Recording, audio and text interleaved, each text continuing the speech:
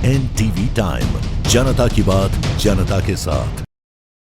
Pathalgaon railway line और भारतमाला परियोजना के खिलाफ आदिवासी समुदाय का गुस्सा शनिवार को पत्थलगांव के पीलीडीह गांव में सड़कों पर फूटा। भारत मुक्ति मोर्चा और राष्ट्रीय आदिवासी एकता के बैनर तले हुए इस धरना प्रदर्शन में आदिवासी नेताओं ने राज्य सरकार और प्रशासन के खिलाफ जमकर हमला बोला। विरोध प्रदर्शन में राष्ट्रीय किसान मोर्चा के महासचिव और पत्थलगांव विधायक गोमती साय के देवर के रूप में मंच से संबोधित फ्लैश्वर साय ने कहा, हमारी लड़ाई विचारधारा की है। हमारी ही समाज के कुछ लोग हमारी इस लड़ाई में बाधा बन रहे हैं। ऐसे लोगों की पहचान जरूरी है। गौरतलब है कि हाल ही में ग्राम तिरसोट में रेलवे सर्वे का विरोध करने पर रूपनारायण एक्का, सुनील खलखो समेत 7 लोगों पर केस दर्ज कर जेल भेजा गया था। इसी के विरोध में 3 मई को यह धरना किया गया। धरने के दौरान अचानक तेज आंधी तूफान ने पंडाल को उड़ाने की कोशिश की, लेकिन लोगों ने मिलकर उसे संभाल लिया और कार्यक्रम जारी रखा। धरना मंच से अनुरंजन भगत ने मुख्यमंत्री विष्णुदेव साय पर तीखा हमला करते हुए कहा, मुख्यमंत्री खुद को आदिवासी हिंदू बताते हैं, लेकिन शराब जैसे महापाप को बढ़ावा देकर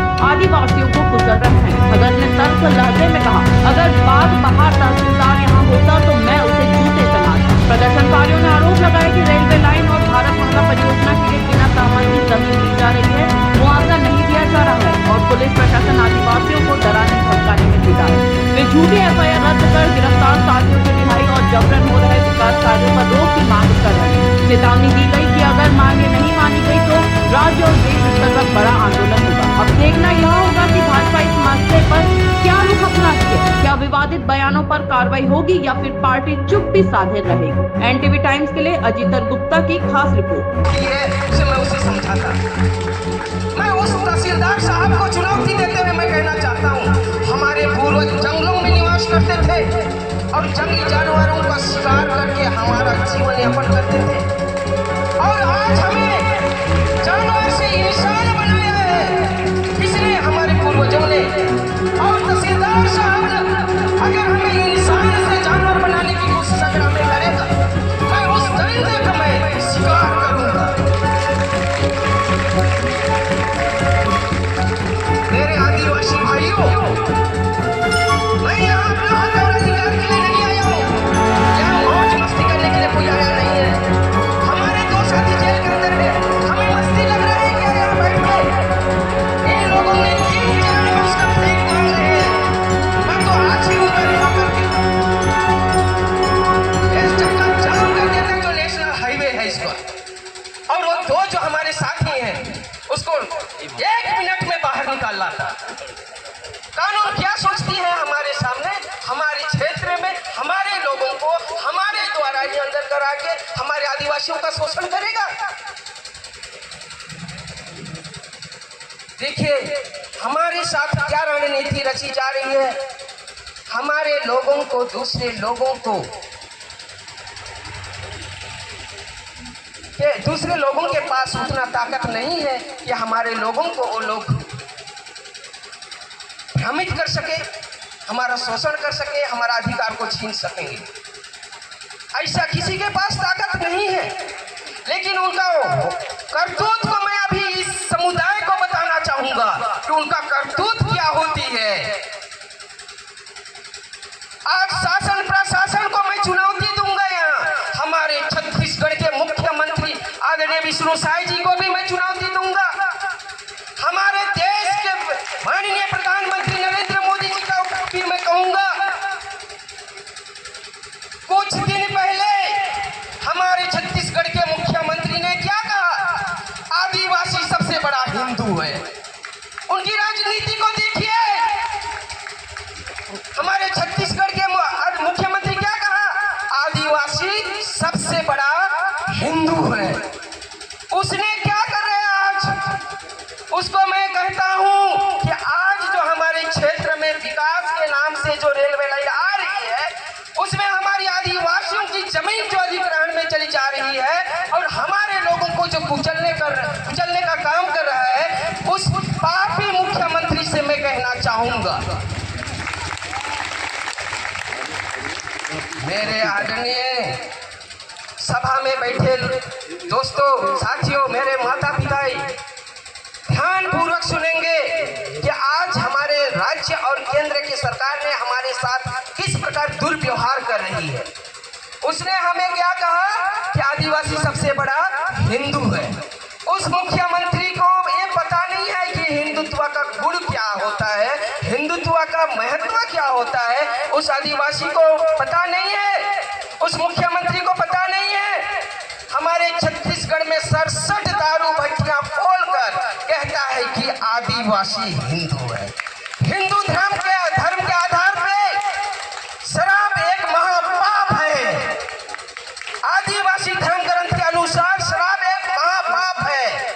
इस पापी मुख्यमंत्री ने हमारे देश के आदिवासियों को मिटाने के लिए 67 दारू भट्टियां और खोल रखी है,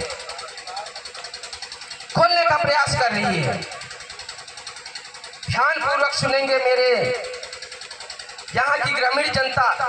मेरी आवाज और मेरे मुख से निकालने वाली शब्द ऐसे ही रहती है, क्योंकि दर्द मुझे हो रहा है। आप लोगों के लिए मुझे कुर्बानी देने के लिए कोई डर नहीं है। हर एक व्यक्ति को कुर्बानी के लिए सामने आना चाहिए। हमारे अधिकार को छीनने हम नहीं देंगे, कभी छीनने नहीं देंगे। हमें क्या कहा, आदिवासी सबसे बड़ा हिंदू है। हिंदू धर्म ग्रंथ के अनुसार जीव हत्या करना सबसे बड़ा पाप है, और आदिवासी बिना शिकार किए, बिना मदिरा पान किए अपना जीवन यापन नहीं कर सकता। ये सबसे बड़ा हिंदू कैसे हो सकता है? मैं मुख्यमंत्री से सवाल करना चाहता हूं कि आदिवासी बिना शिकार किए अपना जीवन यापन नहीं कर सकता, बिना शराब पिए अपना जीवन यापन नहीं कर सकता। ये सबसे बड़ा हिंदू कैसे हो गया?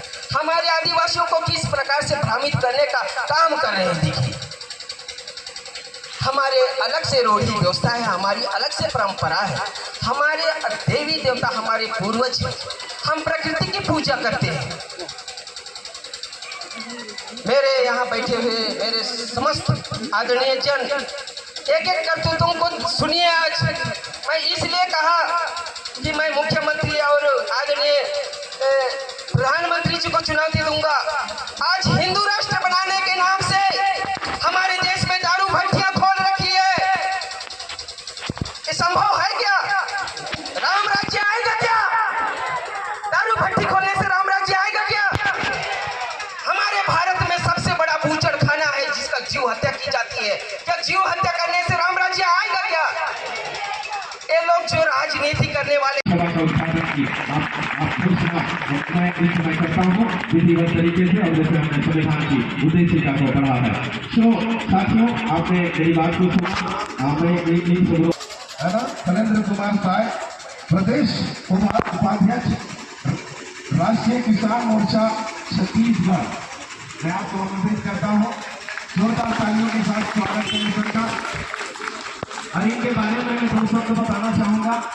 हमारे शैलेंद्र साय साहब है, शैलेंद्र साय का नाम है, और हमारे माननीय सांसद सॉरी वर्तमान विधायक साहिबा गोमती साय के देवर भी हैं।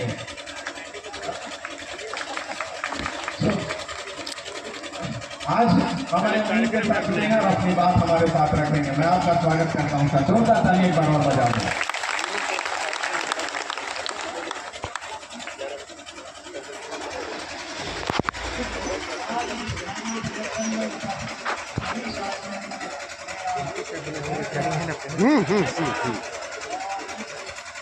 कार्यक्रम में